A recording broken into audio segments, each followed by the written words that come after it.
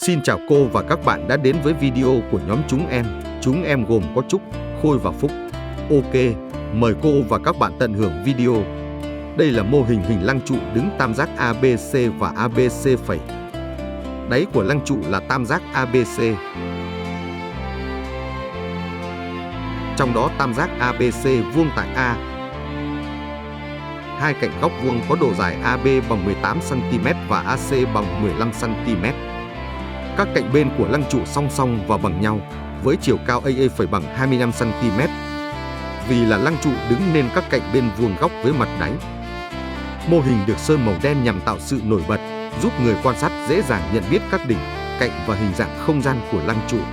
Thông qua mô hình này, chúng ta có thể trực quan hơn khi học về cấu trúc của hình lăng trụ, cũng như các yếu tố như đáy, mặt bên và chiều cao của hình.